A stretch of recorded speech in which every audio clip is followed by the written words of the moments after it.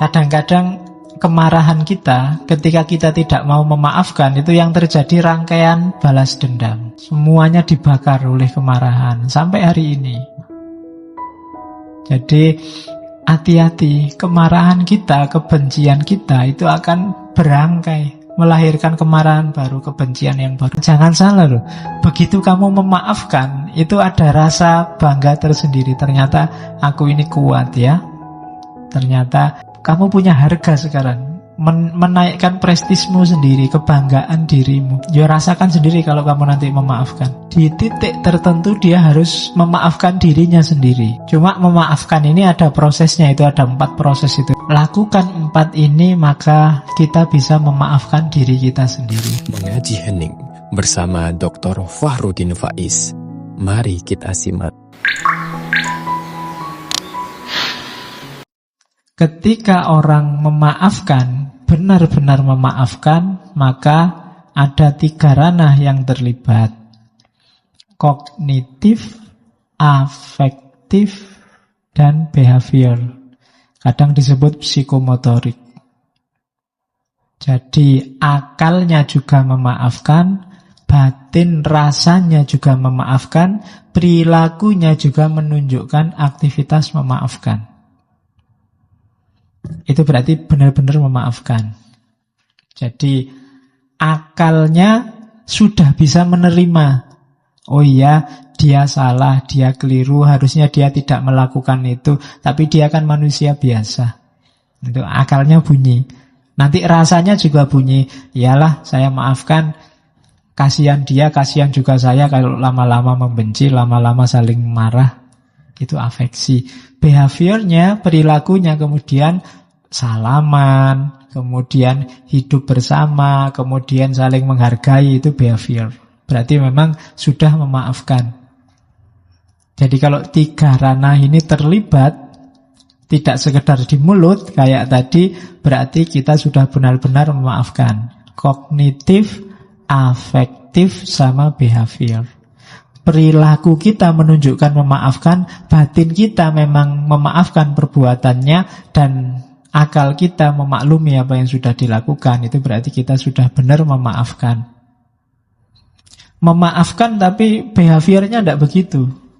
Masih lirik-lirikan, masih caci maki, ya berarti belum. Hatinya masih belum. Ya saya maafkan tapi masih agak ganjel gimana ya, kok berarti belum. Akalnya juga masih, saya belum bisa menerima, perbuatanmu terlalu kejam padaku. Nah itu berarti juga belum. Kalau 3-tiganya kombinasi kognisi, afeksi, behaviornya sudah memaafkan, itulah namanya memaafkan. Kalau belum ya memang sebenarnya masih berat. Dan tidak masalah, ada prosesnya. Tidak bisa langsung. Oke. Ini agak ngulang kayak tadi. Mengapa harus memaafkan? Ya depresi, marah, mencegah balas dendam, meningkatkan kualitas hubungan. Kadang-kadang kemarahan kita, ketika kita tidak mau memaafkan, itu yang terjadi rangkaian balas dendam.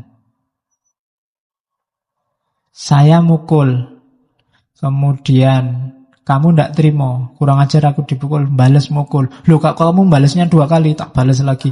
Loh kamu, ya rangkaian kayak Amerika waktu diserang 9/11. Tidak dimaafkan terorisnya, dikejar kemana-mana sampai ke Afghanistan, ke Irak. Akhirnya kan rangkaian kekerasannya nggak habis sampai sekarang. Jadi semuanya dibakar oleh kemarahan sampai hari ini. Jadi hati-hati, kemarahan kita, kebencian kita itu akan berangkai, melahirkan kemarahan baru, kebencian yang baru. Karena kamu caci maki dia ganti caci maki kamu. Kamu balasnya lebih dahsyat, dia lebih dahsyat lagi. Kamu ngomong 1 jenis binatang, dia ngomong 3 jenis binatang. Ya kan?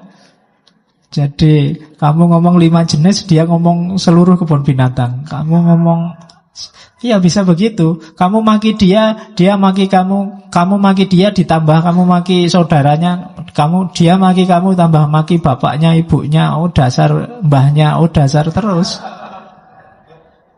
Jadi ini rangkaian. Bisa sampai dosen-dosennya, bisa sampai kampus-kampusnya. Dasar mahasiswa Windeso, kampusnya kena. Ya kan? Kampusnya sampai kena, nanti dosennya juga kena, semuanya bisa kena. Itu rangkaian, di situ pakai istilah rangkaian kezaliman, rangkaian. Ini berangkai loh, jangan salah. Tidak cuma melibatkan dirimu, maka maafkanlah kalau memang ada kemungkinan dimaafkan menurutmu, karena tidak bisa dipaksa. Maklumilah. Dan yang terakhir itu meningkatkan kebanggaan. Jangan salah loh, begitu kamu memaafkan, itu ada rasa bangga tersendiri. Ternyata aku ini kuat ya. Ternyata kamu punya harga sekarang. Menaikkan prestismu sendiri, kebanggaan dirimu. Ya rasakan sendiri kalau kamu nanti memaafkan. Biarlah engkau bahagia bersamanya. Aku turut mendoakan. Nah itu kan, loh itu kan meningkatkan. Orang yang lihat, wah kamu baik sekali ya, kamu sudah begitu kamu masih mendoakan saja. Nah itu ada kebanggaan diri. Oke. Terus sekarang prosesnya. Proses memaafkan itu yang jelas tadi ya, disengaja. Terus tidak bisa langsung, ongoing proses, butuh waktu. Bahkan dalam kasus tertentu perjuangannya sepanjang hidup.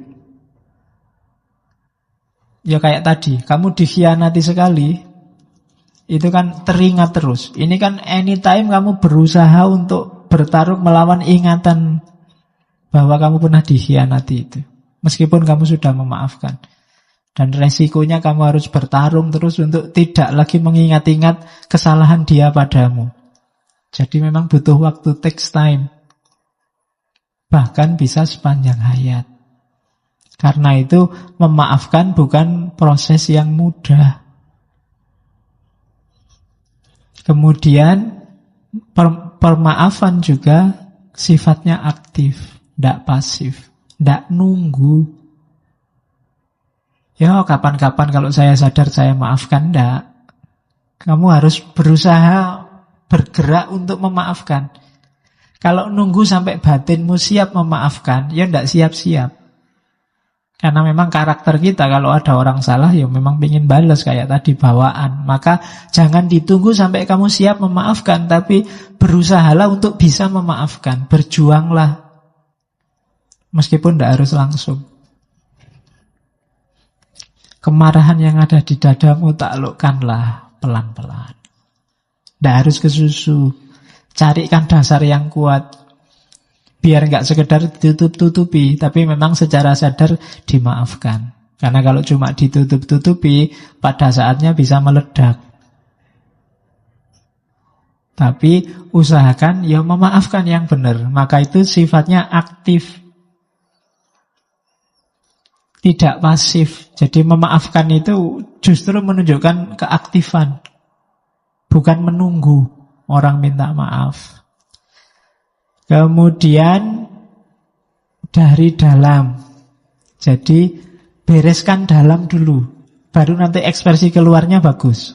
Kalau di dalamnya belum beres, keluarnya ya tidak akan beres. Pura-pura saja. Kalau ketemu senyum tapi begitu lewat melirik. Ya kan? Kalau ketemu ngomongnya enak-enak, di belakang ngomongnya jelek-jelek, berarti belum memaafkan. Maka bereskan dulu yang di dalam sini. Kalau masih belum ya ngomong, saya sedang berusaha untuk memaafkanmu, mohon maaf ya, ini masih perjuangan, kan biasa aja. Jadi aku sangat kecewa, aku sangat marah. Yo, berusaha aku memaklumi, tapi sampai hari ini masih belum sukses. Jadi bantulah perjuanganku. Nah, oke, semangat kan gitu. Kayak Benteng Takeshi itu loh, kalau mau gerak itu Aku bisa kan gitu. Meskipun setelah itu kecemplung. Oke. Kan biasanya gitu kan, mantap, teriak semangat. Aku bisa. Tapi terus jatuh. Terus. Dan ya karena dalamnya berubah, nanti perilakunya berubah. Jadi ada proses panjangnya. Nanti ada penjelasan detailnya. Ini loh prosesnya. Ini namanya teorinya Enright Model. Yang punya teori Robert Enright dari bukunya Forgiveness is a Choice. Memaafkan itu pilihan. Itu hak kita. Mau memaafkan atau tidak memaafkan. Ya, kalau kita mau memaafkan, nikmati manfaatnya. Dan kalau tidak mau memaafkan, ya nikmati juga beratnya menanggung kemarahan dan kebencian. Oke. Yuk, silahkan diminum dulu. Yang sudah habis boleh ngambil lagi kalau masih ada.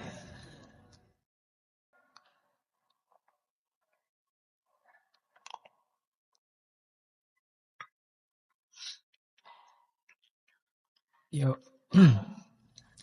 Yang pertama, uncovering phase, fase membuka. Jadi di fase pertama ini, ungkapkanlah, pahamilah lukamu, sakitmu, kenalilah rasa marahmu, rasa kebencianmu. Ini penting. Banyak orang yang kadang-kadang marah dan bencinya itu dia juga tidak jelas. Kenapa kamu marah sama dia? Tidak tahu, saya lihat di WA itu banyak orang marah-marah ke dia, ya saya ikut-ikutan. Itu tidak jelas. Hubungannya apa dia sama kamu? Kok kamu ikut maki-maki dia? Itu tidak jelas. Kadang-kadang seolah-olah kamu ikut benci, ikut marah, padahal tidak. Kamu tidak ada hubungan apa-apa. Cuma kamu share aja, biar WA-nya tidak sepi, Pak. Kadang-kadang kan begitu kamu. Itu uncovering phase. Kamu benci ke pacarmu itu loh misalnya, karena dia kawin sama orang lain. Itu sakitmu itu di mana? Alasannya apa kok kamu sakit itu? Karena dia mengkhianatimu, apa karena dia bahagia kawin lagi, kawin sama orang lain, apa dia? Itu kan harus jelas duduk persoalannya. Karena ini ngomong manusia itu tidak bisa ditebak. Fenomena yang sama, gejala yang sama tidak mengakibatkan efek yang sama. Ada yang ditinggal kawin nangis-nangis, ada yang ditinggal kawin ketawa-ketawa. Nah, iya kan? Manusia bisa begitu.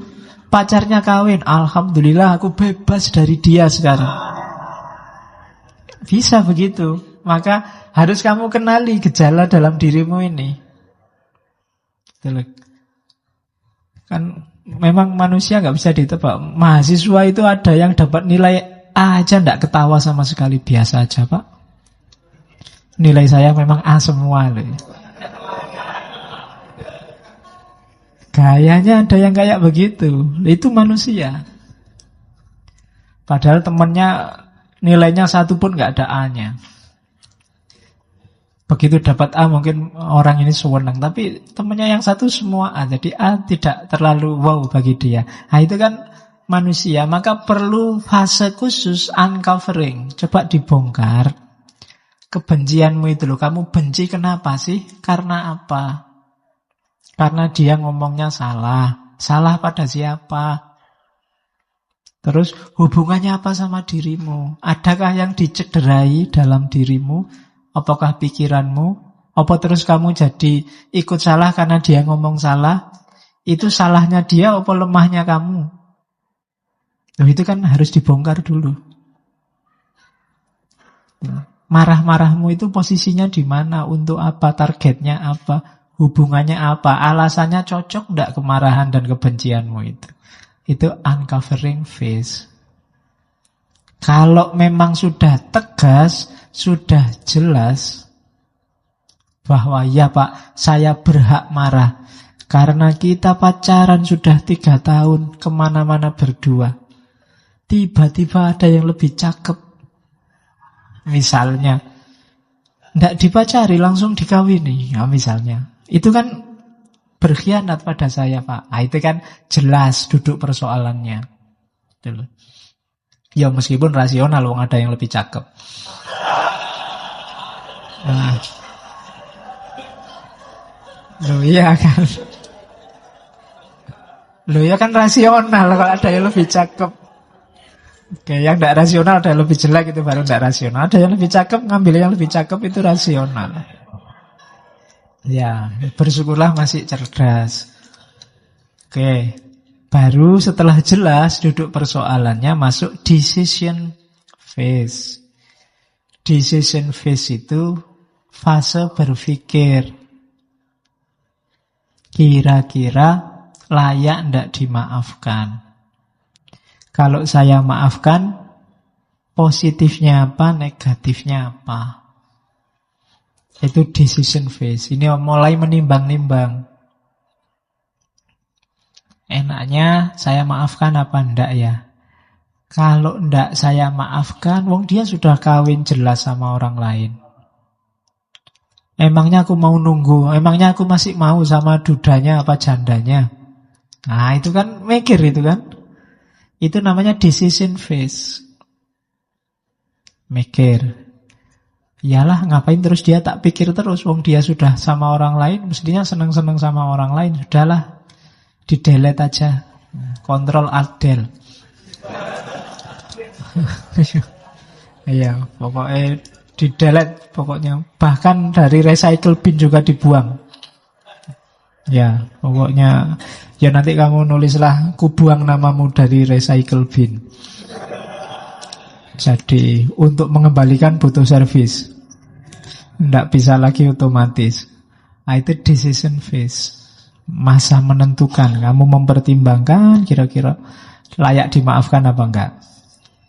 Kalau sudah, ya saya maafkan. Ngapain capek-capek aku mikir dia terus. Baru masuk ke work phase. Work phase ini malah kerja memaafkan. Iyalah saya maklumi, saya paham, kamu milih yang lebih cakep. Alhamdulillah akalmu masih jalan. Ya, berarti kamu pinter. Ya saya dulu gak salah milih kamu meskipun kamu milih orang lain. Nah, itu work phase, kerja sekarang. Lebih melihat sisi positifnya. Ada yang pengalaman pribadi, Pak. Jadi orang yang mengecewakanmu sekarang sudah tidak kamu lihat lagi sebagai sosok yang menyakitimu. Sudut pandangnya sudah geser. Kamu lihat dia sebagai manusia biasa yang mungkin salah. Dia juga punya perspektif positif sendiri. Dan kamu berusaha memahami jalannya dia berpikir. Sampai kamu memaklumi. Oh ya pantes memang situasinya begitu. Nah, oke, saya maklum, saya maafkan. Sekarang kita jalan sendiri-sendiri, yaitu work phase. Aku tidak benci kamu, aku juga tidak marah lagi. Aku sekarang mau cari lagi yang lebih dari kamu. Ya. Oke, itu work phase, kerja. Terus biasanya ketika orang sudah memaafkan melalui fase work phase, ini level spiritualnya agak naik, memasuki deepening phase. Dia muncul kebanggaan diri tadi, mulai paham, oh memang manusia itu begitu. Oh memang orang itu bisa salah, bisa keliru, dan kita maafkan. Karena mungkin besok aku yang butuh minta maaf, itu deepening phase. Jadi, uncovering phase, decision phase, work phase, deepening phase. Ini proses ketika orang memaafkan. Pahami lukamu, putuskan kamu mau memaafkan atau tidak. Kalau sudah kamu putuskan memaafkan, jalankan itu. Dan deepening phase, renungkan, perdalam, biar gak asal. Terus variabelnya sekarang. untuk mendukung pemaafan, biasanya ada beberapa faktor yang mempengaruhi. Di catatan saya ada 5. Yang pertama, empati. Empati itu kemampuan seseorang melakukan transposisi. Transposisi itu memposisikan dirinya di posisi orang yang diempati. Oh iya ya, kamu milih yang lain yang lebih cakep. Ya maklum sih, kalau aku sendiri dapat yang lebih cakep, kamu juga tak tinggal kok. Itu namanya empati. Bisa memposisikan diri di posisinya dia. Iyalah, paham, aku ngerti, aku sendiri juga gitu kok. Itu empati. Jadi kemampuan berempati itu menentukan orang bisa memaafkan apa enggak. Tapi kalau tidak bisa empati biasanya agak berat. Oke, yang kedua atribusi. Atribusi ini cara kita memandang, cara kita melabeli, mensifati pelaku dan kesalahannya. Salahnya apa? Gara-gara kesalahan ini kita pandang dia sebagai apa, itu menentukan pemaafan kita. Ada orang dengan kesalahan yang menurut orang lain kecil, tapi bagi orang tertentu ini kesalahan besar. Kamu jangan melecehkan temanku ini loh ya, karena saya kalau sama teman gak bisa ditawar. Tapi bagi yang lain, teman itu biasa, asal jangan melecehkan bapakku ya. Asal jangan melecehkan kampusku, dosenku, ya itu atribusi namanya. Cara melihat pelaku dan kesalahannya. Ada yang kesalahan kecil, tapi bagi orang tertentu ini besar loh kesalahan ini. Ada yang kesalahan besar, bagi orang tertentu kecil. Ini juga berpengaruh dalam pemaafan.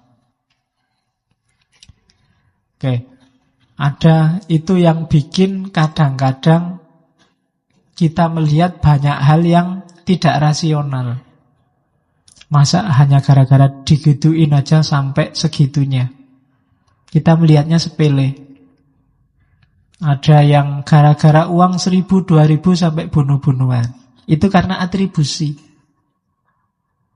Kalau kita melihatnya hanya uang 1.000, 2.000-nya, mungkin orang tidak jadi bunuh-bunuhan gara-gara itu. Tapi karena yang terlibat ini melabeli, misalnya dia melecehkan harga diriku. Itu kan pelecehan harga diri, itu atribusi. Kalimatnya cuma itu, tapi bagi kamu, ini melecehkan agama. Itu atribusi namanya. Ini melecehkan ulama. Itu atribusi. Caramu melabeli orangnya atau kesalahannya. Kesalahannya itu, itu pelecehan ulama. Bagi orang lain pelecehan ulama mungkin luar biasa. Tapi mungkin ada orang yang tidak menganggap luar biasa. Ulama itu orang yang hatinya luas, orang yang bisa menerima kondisi apapun dan sangat pemaaf. Tidak apa-apa mungkin kalau ada yang melecehkan. Jangan-jangan ada yang begitu. Tapi bagi yang lain, ini luar biasa. Ulama ini yang nuntun kita ya, yang menunjukkan kita ke jalan yang benar ya. Ini atribusi namanya. Itu menentukan pemaafan apa enggak. Kenapa kemarin misalnya Ahok tidak dimaafkan? Bagi banyak orang, kesalahannya Ahok itu luar biasa. Kenapa bisa begitu? Atribusi. Cara orang ngasih atribut, ngasih karakter, sifat pada kesalahan.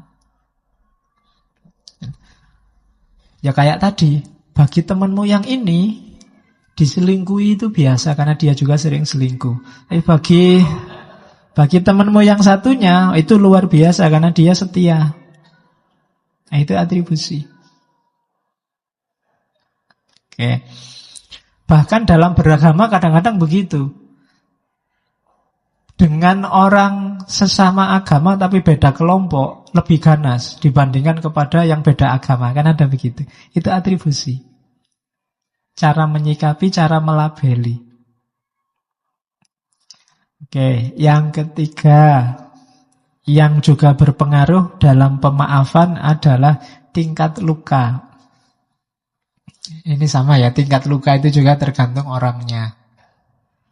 Orang-orang yang ada yang sangat sensitif, ada yang sangat cuek. Ada yang kesalahan kecil bikin luka dalam, ada yang kesalahan besar tapi tidak bikin luka apa-apa. Ada. Itu tingkat luka. Oke. Saya bisa menolerir kesalahan apapun, kayak dosen itu bilang, asal tidak plagiat. Nah, kalau sudah plagiat itu sudah luka dalam misalnya.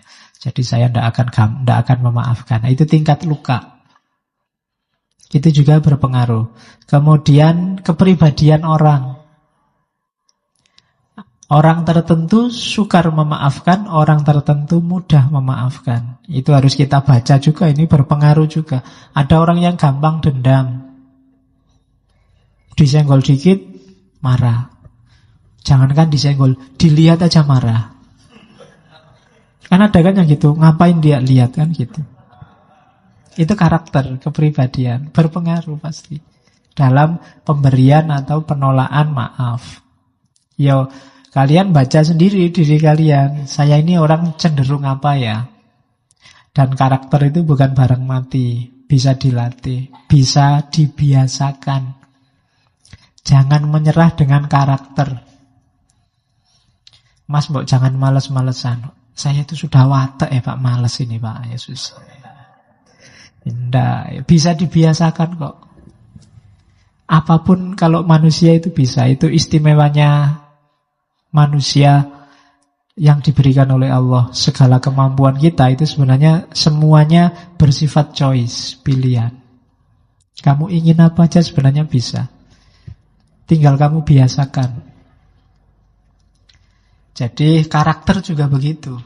Tidak ada karakter, Pak, saya itu aslinya introvert loh Pak, agak pendiam. Enggak. Kamu biasakan aja ekstrovert, ya nanti enggak pendiam lagi. Gampang. Pak, saya itu kok cerewet. Ya gampang, tidak usah ngomong, sudah jadi pendiam. Oh ya kan? Tinggal diam kan sudah jadi pendiam. Dan biasakanlah di pendiam. Kayak katanya Burju itu kan, habitnya diganti. Sudah selesai. Dibiasakan. Nanti kepribadianmu akan berubah. Itu ketemunya di para filosof eksistensialis nanti kan. Bahwa eksistensi kita yang bentuk. Yang kelima, kualitas hubungan. Ya, kalau kualitas hubungan ya pastilah. Yang akrab sama kita, saudara, teman, mesti lebih mudah dimaafkan daripada orang lain sama sekali. Kan? Kamu jalan tiba-tiba ada yang mukul punggungmu, diuk gitu kan.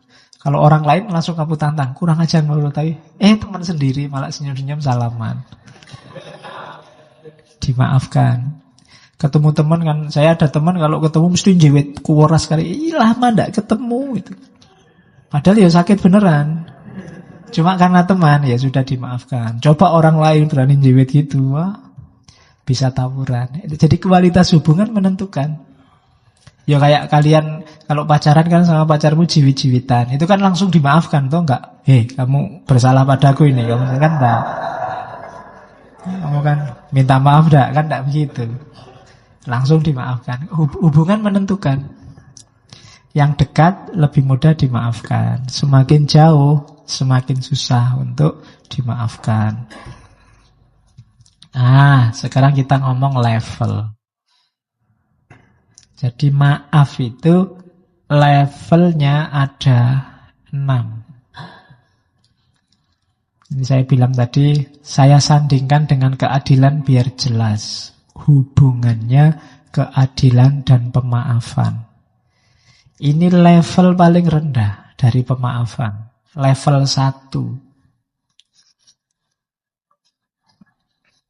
Keadilannya jenisnya adalah punishment morality. Pemaafannya jenisnya revengeful forgiveness. Jadi di level pertama salah ya harus dihukum.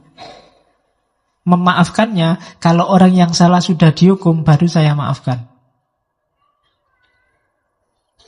Biar dia merasakan apa yang saya rasakan, baru saya terima. Itu jadi pokoknya harus dibalas dulu. Baru saya maafkan. Ini level maaf paling rendah. Kalau kamu mengkhianatiku, aku juga akan berkhianat juga.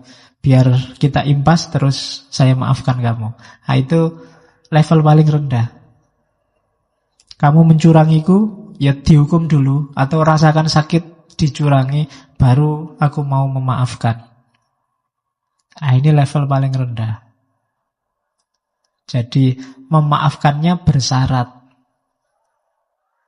Jadi level 1. Kita sering kayak gini. Jadi ya memang karakter kita seperti dibilang di awal itu kan, manusia sering ingin membalas orang yang menyakitinya. Biasanya, mbok sudah dimaafkan, ya saya maafkan, tapi dia harus merasakan sakit dulu seperti sakit yang aku rasakan. Nah, itu level paling rendah dari pemaafan. Lah kok enak, dia salah kok mau melenggang, saya yang korban ini loh. Nah, itu sebelum dia merasakan sakit seperti sakitku, aku tidak akan memaafkan. Level 1. Kalau mau naik kelas dikit, ada lebih kuat, level 2. Oke.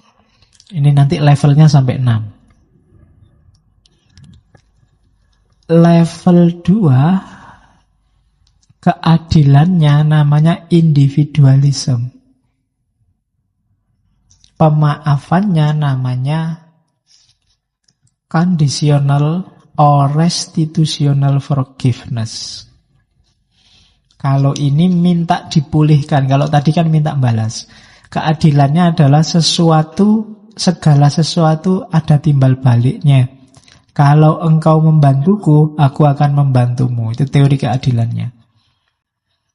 Teori ini kalau diterjemahkan dalam pemaafan, ya oke, kamu saya maafkan, tapi rugiku harus dipulihkan. Kalau ada barang yang diambil, ya harus dikembalikan. Nah, itu level kedua. Jadi kondisional. Kalau tadi kan ingin balas, kalau ini tidak ingin balas, ingin situasinya dikembalikan seperti sebelum terjadinya peristiwa. Oke, kok kamu selingkuh? Ya sudah, kita putus, tidak apa-apa, tapi kembalikan kemarin aku nraktir habis 3 bulan. Ya, jangan salah kok. Antar jemput 1 bulan itu ya kira-kira habisnya. Nah, itu pemaafan level 2.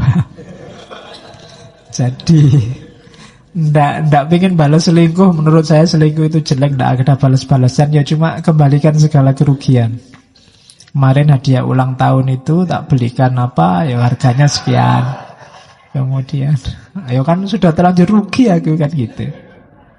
Nah, itu pemaafan level 2. Ingin dipulihkan situasinya, dikembalikan kalau ada yang berkurang.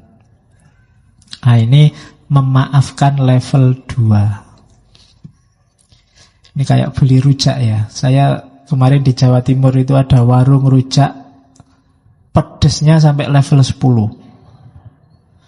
Dari pedas level 1, level 2, level 3, sampai level 10. Kapan-kapan kalian ke sana yang suka pedas. Cuma ini bukan pedas, tapi maaf, hanya sampai level 6. Level ketiga, level keadilannya namanya mutual interpersonal expectation. Pemaafannya namanya expectational forgiveness. Kalau ini tidak diputuskan sendiri, terserah masyarakat. Kalau menurut orang lain dia harus dimaafkan, ya saya maafkan. Kalau menurut banyak orang pantasnya dia saya maafkan, ya saya maafkan. Ini melihat lingkungannya. Kalau masyarakatnya bilang lapor aja, ya dilaporkan. Banyak loh yang meminta saya melaporkan. Nah, ini level ketiga. Jadi kalau masyarakat minta dimaafkan, sudahlah maafkan saja. Kita kan sama-sama satu kampung, sama-sama bersaudara. Ya sudah, saya maafkan. Kalau ini nunggu keputusan bersama. Kalau ada kesalahan, enaknya gimana? Nah, itu nunggu kesepakatan insidental, kesepakatan sosial yang terjadi. Ini level 3. saya maafkan kalau menurut orang-orang di sini yang kayak gini ini lebih baik dimaafkan. Misalnya di masjid sandal hilang. Oh ya, kalau di masjid itu Pak biasanya memang sandalnya hilang, sudahlah dimaafkan saja. Daripada dicari juga susah ketemunya misalnya. Oh ya sudah saya maafkan. Ini level ini. Mungkin sebenarnya dia ingin nyari, mengusut siapa yang ngambil sandal. Tapi konvensi yang ada di sini kalau cuma sandal yang hilang biasa aja lah Pak. Kecuali kalau motor, itu pun ya biasa aja lah Pak, sudah hilang aja. Ini kadang.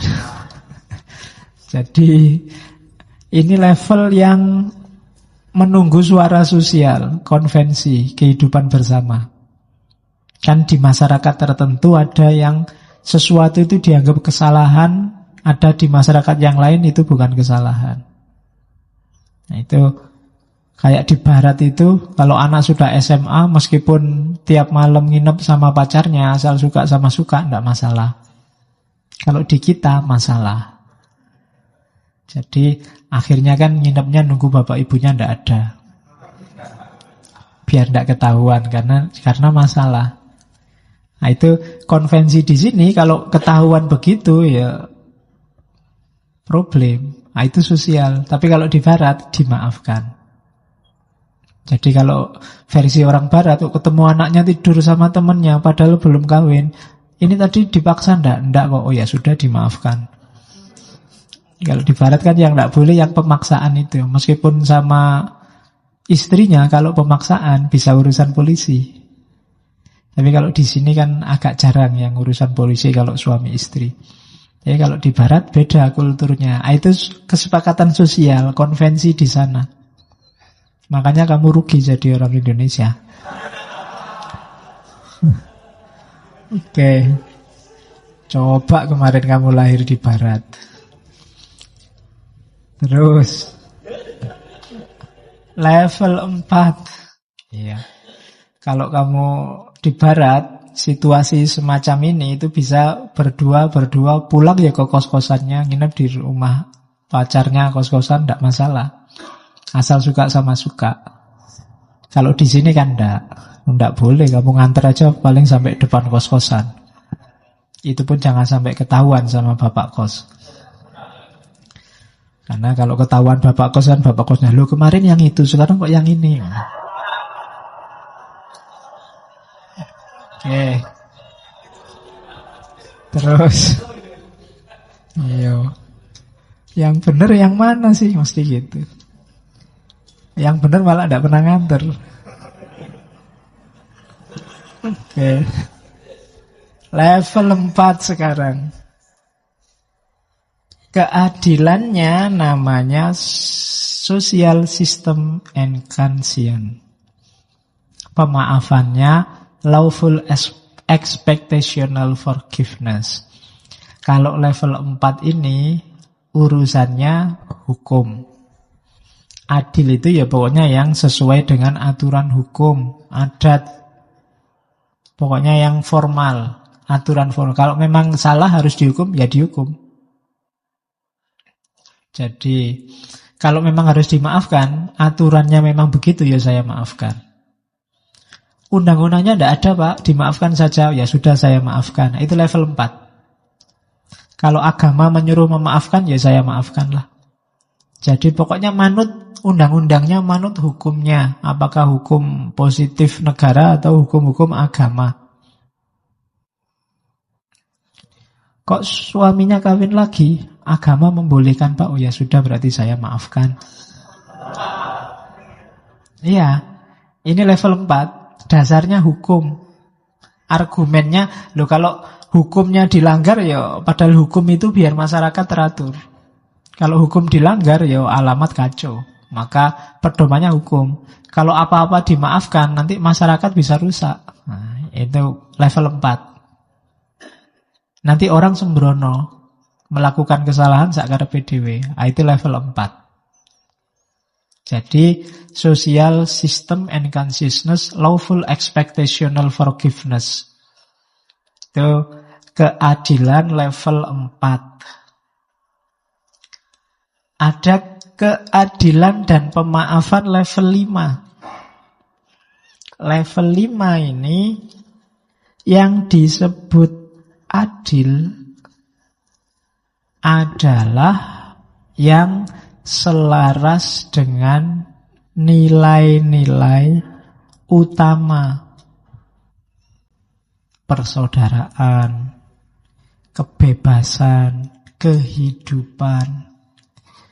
Jadi keadilan di level 5 ini menganggap setiap orang itu pandangannya beda-beda. Setiap kelompok sosial yang benar dan yang salah beda-beda. Tapi di antara yang beda pasti ada yang sama.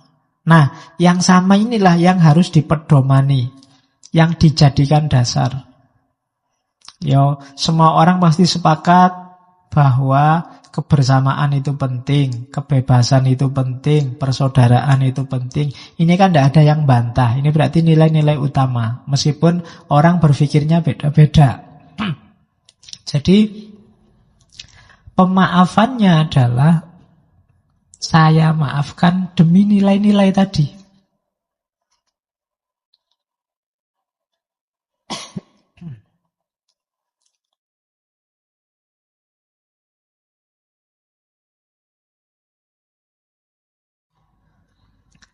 Di level 5 ini, saya maafkan kamu biar hidup kita harmonis. Memperjuangkan nilai harmoni. Saya maafkan kamu karena kita sesama muslim bersaudara, jadi biar tidak ada tawuran sesama saudara, saya maafkan. Nah, itu nilai, demi nilainya.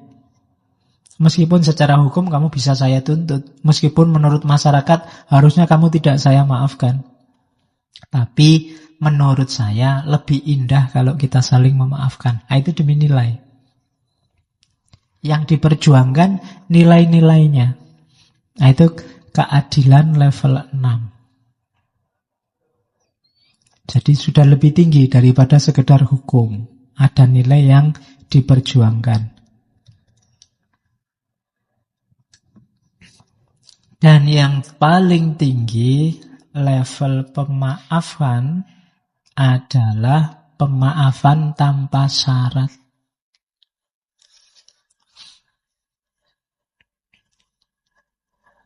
Jadi saya maafkan kamu karena kita manusia yang bisa dan sangat mungkin salah.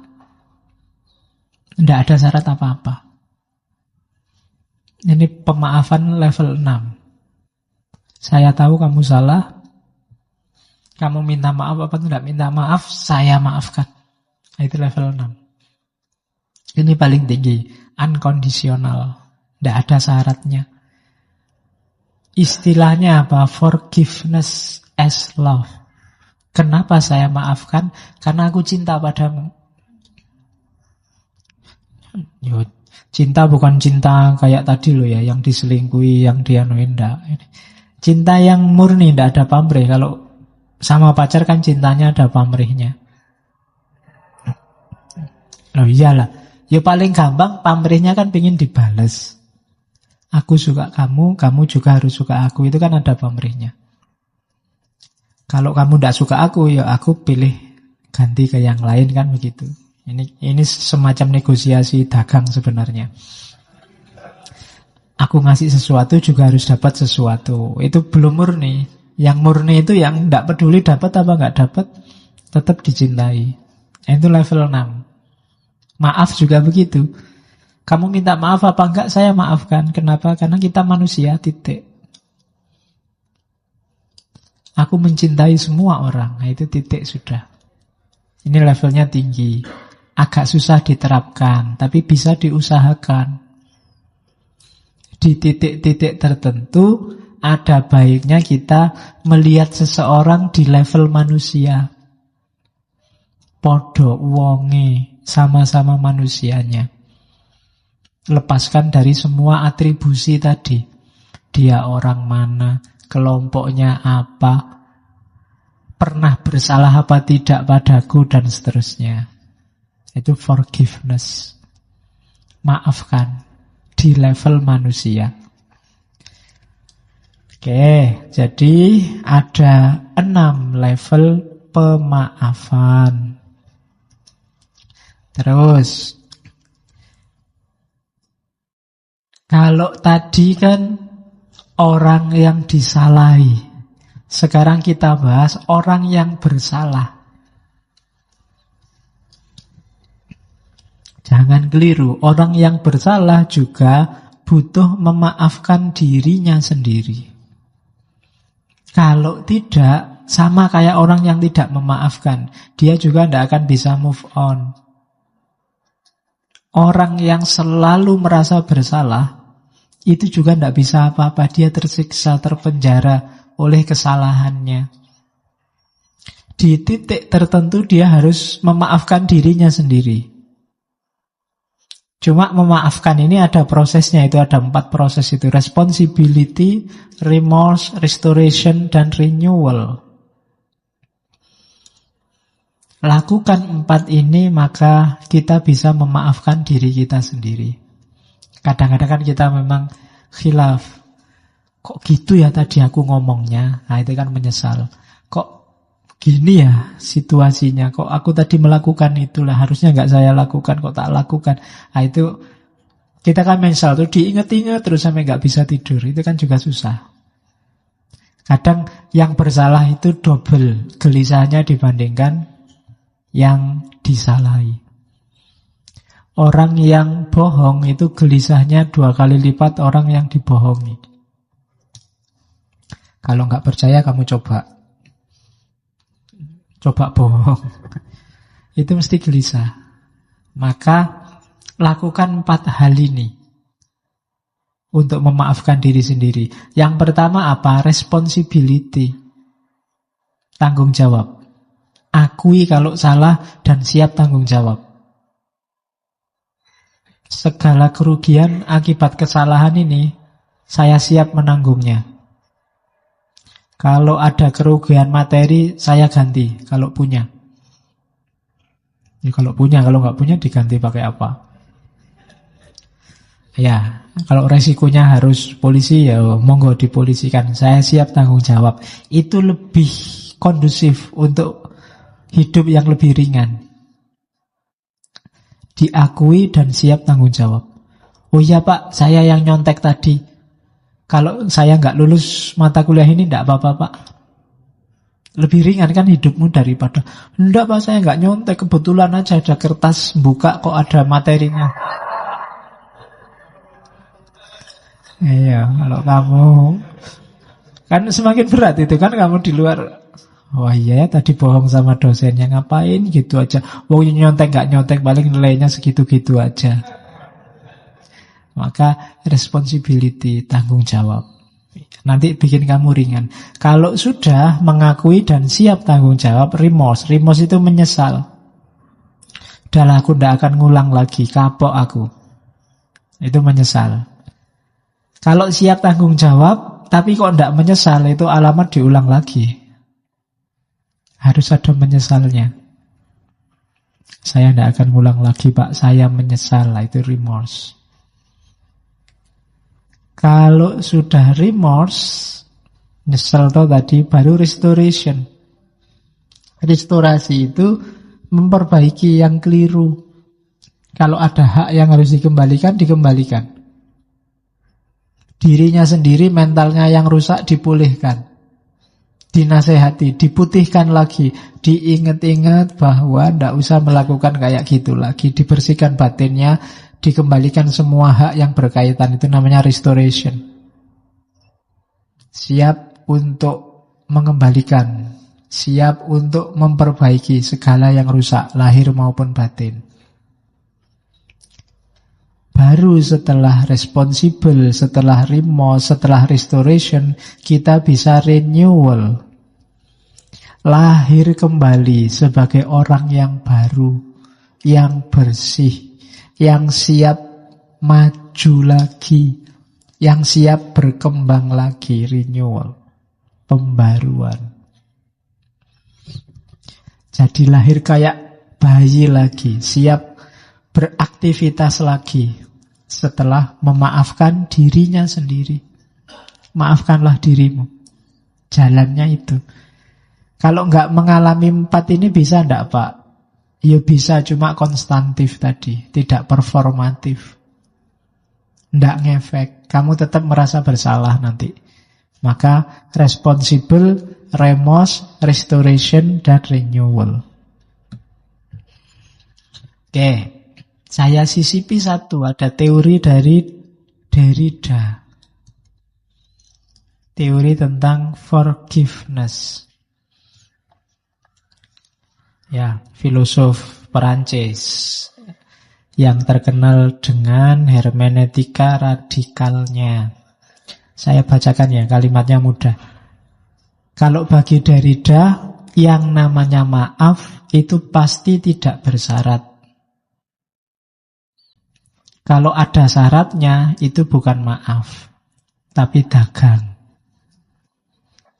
Jadi katanya Derrida, maaf yang bersyarat itu bukanlah sebenar-benar maaf. Ia sejatinya adalah transaksi, timbal balik ekonomi, yang dengan satu dan lain cara punya daya tawar politis tertentu. Lebih-lebih jika ia mengharuskan adegan-adegan penyesalan. Kalau bahasanya Derrida, skins of repentance. Kalau mau saya maafkan, cium dulu kaki saya. Itu enggak, itu berarti bukan memaafkan, ada syaratnya. Kalau mau saya maafkan, ini dulu, itu dulu, penuhi dulu ini. Katanya Derrida itu bukan memaafkan. Maaf itu menjadi bersyarat karena ia diberikan, ya kan? Hanya jika yang bersalah melakukan permintaan maaf, apologi, excuse, atau pengakuan, confession, atau penyesalan, dan atau penebusan. Jadi maaf itu disebut bersyarat kalau kita yang pertama apa? Nyuruh orang minta maaf. Ini berarti maafnya jadi bersyarat. Harus dimuat di harian nasional 5 hari berturut-turut, 1 halaman penuh, itu bersyarat. Berarti orangnya tidak niat memaafkan. Ya, saya maafkan, asal proses hukum jalan terus dan dia dihukum sebanyak-banyaknya, seberat-beratnya. Itu namanya bukan memaafkan juga. Bersyarat. Atau pengakuan. Dia harus ngaku kalau salah, itu berarti bukan maaf. Menuntut penyesalan dan menuntut penebusan itu juga bukan maaf. Bayar dulu utangmu baru saya maafkan. Nah, itu berarti bukan maaf beneran. Oke. Terus katanya Derrida lagi, maaf yang murni adalah maaf yang diberikan secara unconditional. Di sini maaf merengkuh asosiasi maknanya yang tak bisa dipisahkan. Indissociable, yaitu memberi, forgive, bukan meminta atau menuntut. Kenapa sih istilahnya memberi maaf? Ya kalau bahasa Inggris kan forgive, for itu kan untuk, memberi, forgive, give itu memberi. Jadi maaf itu memberi. Tidak ada hubungannya dengan yang meminta maaf. Kalau kita memberi setelah diminta, apalagi ada syarat-syaratnya, itu sebenarnya bukan memberi, tapi jual beli. Saya maafkan kalau sudah dimuat di koran nasional 1 halaman penuh. Itu kan jual beli. Kesalahannya dia harus ditukar dengan dimuat di koran. Itu bukan pemaafan. Kalau pemaafan itu ya tidak ada hubungannya dengan permintaan, tidak ada hubungannya dengan tuntutan. Kasih aja maaf orang yang bersalah padamu. Di situ nilai forgive-nya, nilai memberinya kelihatan. Kalau nunggu diminta, apalagi nunggu dibalas, ya berarti bukan maaf itu sebenarnya. Ya nyari impas saja.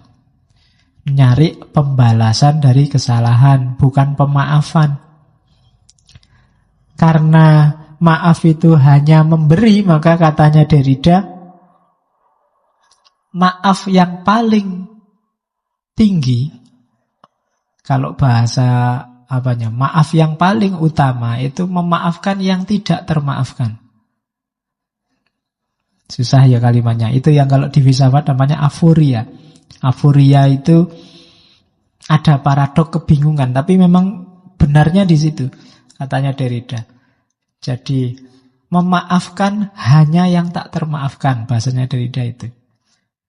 Kalau saya maafkan hanya yang bisa dimaafkan saja, itu biasa. Anak kecil juga bisa. Tapi yang tidak termaafkan, itu berat. Yang paling butuh dimaafkan kan yang tak termaafkan ini. Salahmu padaku sudah tidak bisa dimaafkan lagi. Justru katanya Derrida, yang tidak bisa dimaafkan itu loh. Kalau dimaafkan, itulah namanya forgiveness. Terlalu besar, terlalu sakit hati ini oleh perbuatanmu misalnya. Itu kan tak termaafkan. Disitulah nilai utamanya memaafkan.